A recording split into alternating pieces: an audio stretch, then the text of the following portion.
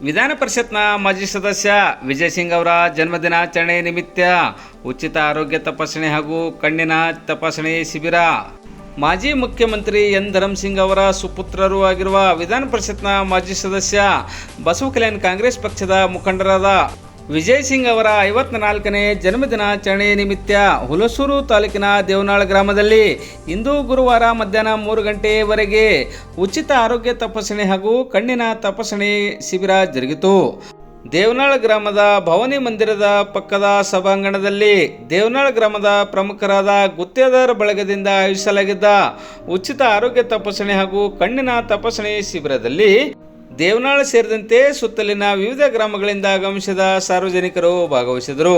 ಉಚಿತ ಆರೋಗ್ಯ ಹಾಗೂ ಕಣ್ಣಿನ ತಪಾಸಣಾ ಶಿಬಿರದಲ್ಲಿ ಸುಮಾರು 400ಕ್ಕೂ ಅಧಿಕ ಜನರಿಗೆ ಉಚಿತ ಆರೋಗ್ಯ ತಪಾಸಣೆ ಹಾಗೂ ಕಣ್ಣಿನ ತಪಾಸಣೆ ನಡೆಸಲಾಯಿತು.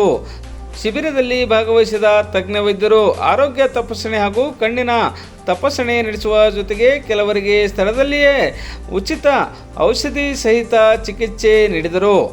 ಈ ಸಂದರ್ಭದಲ್ಲಿ ಹುಲಸೂರು ತಾಲೂಕಿನ ಪಂಚ ಗ್ಯಾರಂಟಿ ಯೋಜನೆಗಳ ಅನುಷ್ಠಾನ ಸಮಿತಿ ಅಧ್ಯಕ್ಷ ಸಿದ್ದರಾಮ್ ಕಾಮಣ್ಣ, ಹುಲಸೂರಿನ PSI ಶಿವಪ್ಪ ಮೇಟಿ, ಕ್ರೈಮ್ ವಿಭಾಗದ PSI ಪಂಡಿತ್ ಜಮದಾರ, ಕಾರ್ಯಕ್ರಮದ ರೂವಾರಿಗಳಾದ ಸಂತೋಷ್ ಗುತ್ತೇದಾರ ಸೇರಿದಂತೆ ಪ್ರಮುಖರು ಗಣ್ಯರು ಕಾರ್ಯಕ್ರಮದ ವೇದಿಕೆಯಲ್ಲಿ ಉಪಸ್ಥಿತರಿದ್ದರು.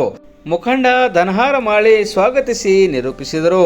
ಈ ಸಂದರ್ಭದಲ್ಲಿ ಯುವ ಮುಖಂಡರಾದ ಯೋಗೇಶ್ ಗುತ್ತೇದಾರ, ದಮ್ಮದೀಪ್ ಗಾಯಕ್ವಾಡ, ಧರ್ಮ ಪುಂಡೆ, ಇರ್ಫಾನ್ ಶಕೀಲ್, ಜಾಫರ್, ದಿಲ್ಸುಖ್ ಸಾಗಾವೆ, ಮನ್ಸೂರ್ ಕಲ್ಯಾಣಿವಾಲಿ ಸೇರಿದಂತೆ ಗ್ರಾಮದ ಪ್ರಮುಖರು ಹಾಗೂ ಗಣ್ಯರು ಉಪಸ್ಥಿತರಿದ್ದರು.